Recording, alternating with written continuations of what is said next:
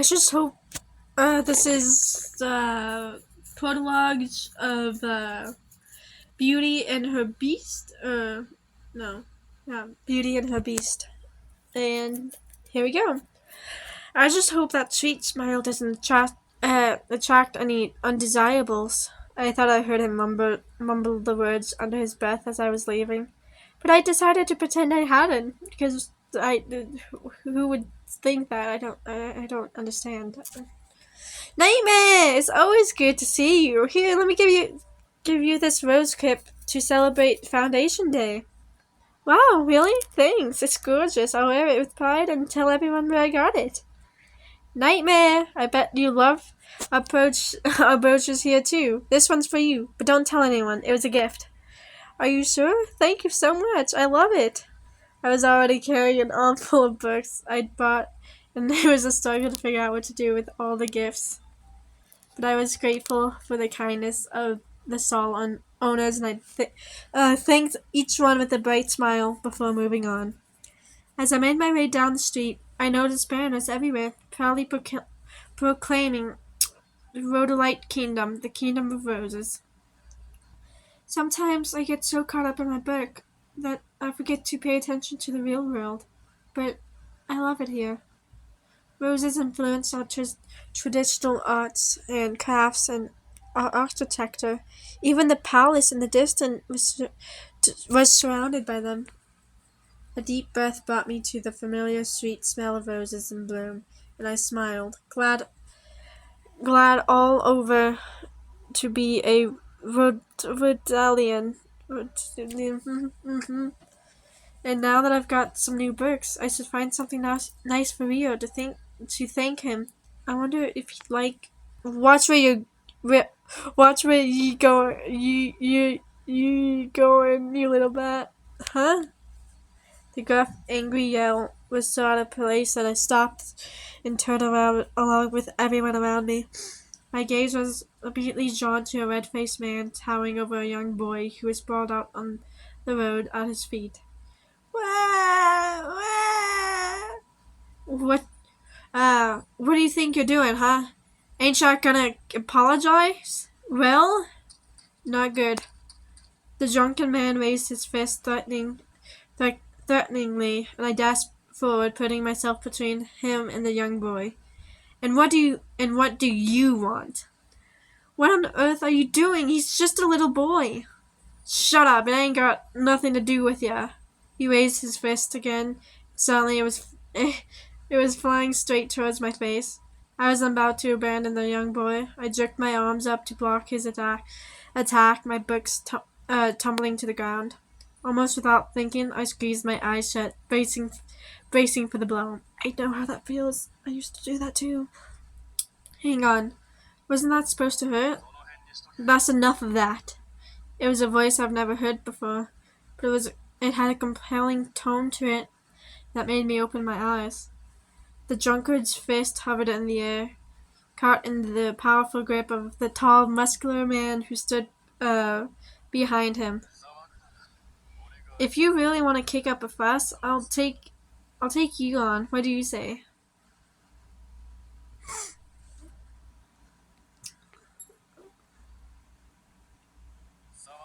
If you really want to kick up a fuss, yeah.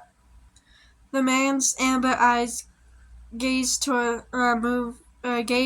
moved towards me, and I caught my breath as our eyes met. There was something about him that was larger than life, and the streets grew quiet around him as all eyes were drawn to him. I've never seen someone with such a presence. It's like you dominate the scene just by existing. Is that possible? His gaze swept the crowd, the gaze of a predator looking for his next meal, and nobody wanted to meet it. He was clearly not someone you should pick a fight with. The tension in the air told me that everyone else had sensed it too.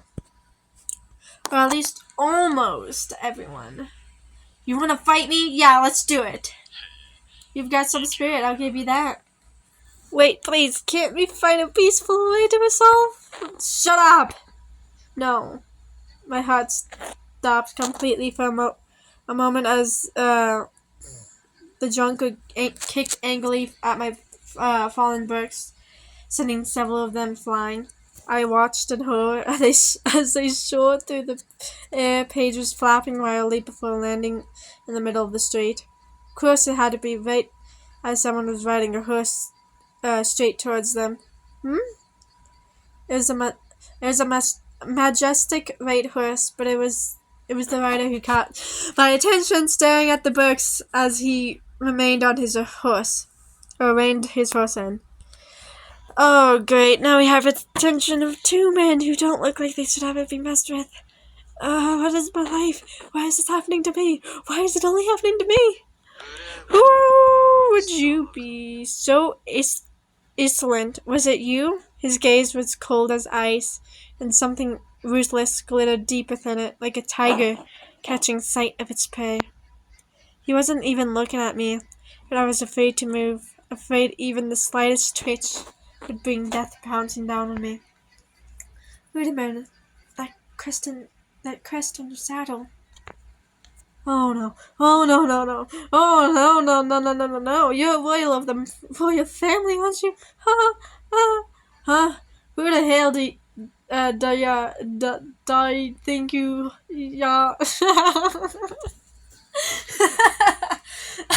can't. Give me. Okay, I gotta do this. Who the hell do ya think you are? Stop staring at me.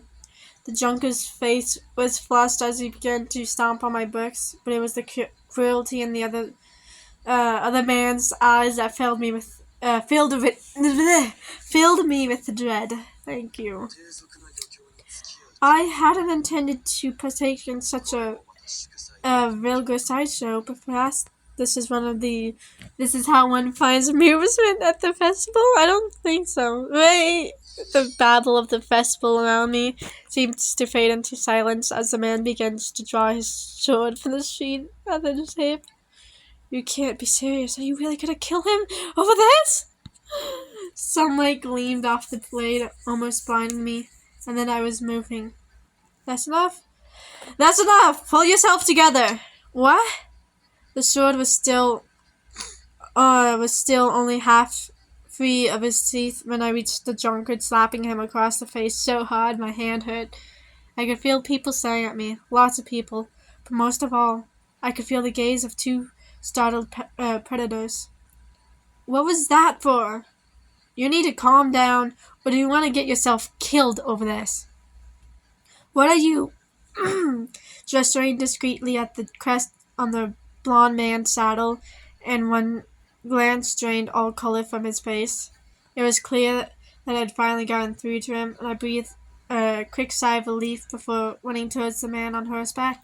I'm very sorry if we caused you any trouble. I hope you can find some way to forgive and forget this incident.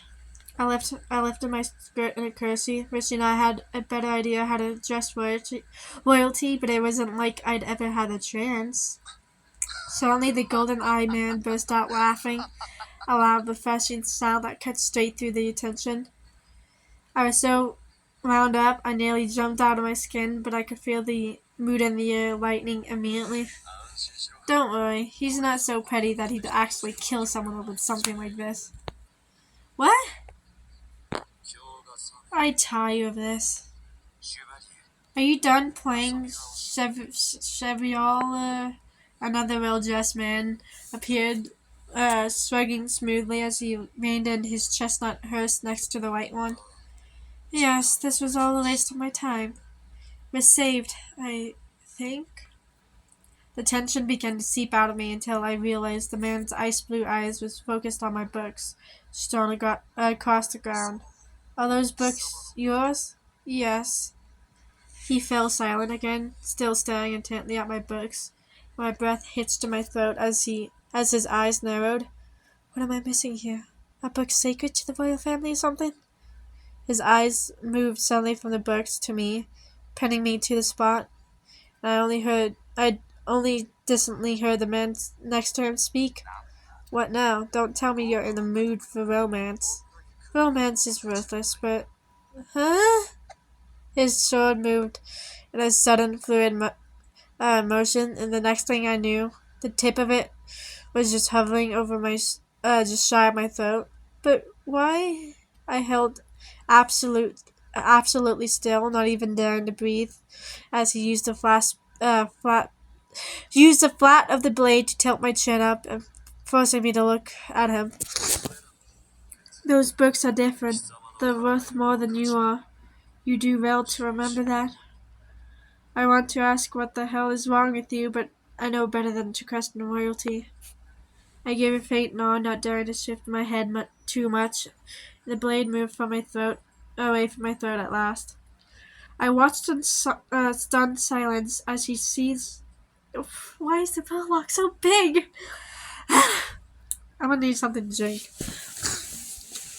As he seethed his sword and took his reins, again urging his horse onwards, the man astride chestnut hearse watched him for gently before nudging his own hearse gently with his calves. But as he rode away, I saw his gaze move towards me, and I was startled by the bright amusement glittering in those golden eyes. The second they were both gone, I felt the tension inside me unraveling all at once, and I took a great, gasping breath.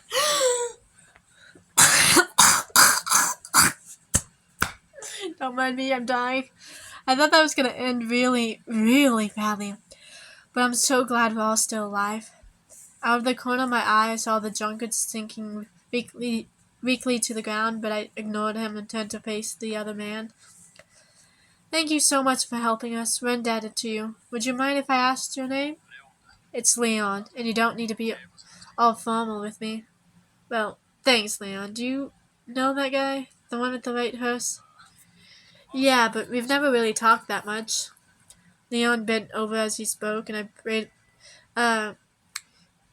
blatantly realized he was gathering my fallen books and the gifts that I'd been given as well. Here you go. Oh, thank you. They're a little scuffed, but nothing seems torn or damaged, and that's a good thing, too. I spent way too much money on these. You really like books, huh? I love them. They're usually way more interesting than the real world right now. I tucked my books under my arm and knelt down next to the young boy, and Leon crouched at my side. Hey, Pipsqueak, you okay? Well, Mama. You're lost, huh? Come with me, then. Can you find Mama? Sure. Sure can. Let's go find her together. Leon's smile was warm like sunshine as he reached down and lifted the boy up, sitting him on his, shoulders. Wow, I don't know what to say. You're like an entirely different person now. The stalking lion was gone, his predator's gaze now friendly and almost sweet somehow. His gentle smile made my heart skip a beat. Um, Miss, thank you for helping me. You're welcome, and I'm glad you're okay. Same goes for you. Now come on, Pipsqueak, let's go. Oh, hang on, before I could offer to help them search, Leon was striding away through the crowd with his hand raised in a casual way, which is what I do occasionally. You scared me a bit at first, okay? A lot, but now I feel like I read you wrong. You're actually really nice. I'll have to thank you properly if I ever run into you again. And you sure do stand out in a crowd, so you'll be hard to miss. I watched until they were out of sight, and then turned away, hugging my books to my chest as I made my way through the crowds. Meanwhile, at last, I found you. I think my voice is disappearing. There's still 10 more! My voice is gonna be gone by then. Torture. Well, it's still going? Is it? I don't know if it's still going. Anywho. The shadow of a devil draws nearer.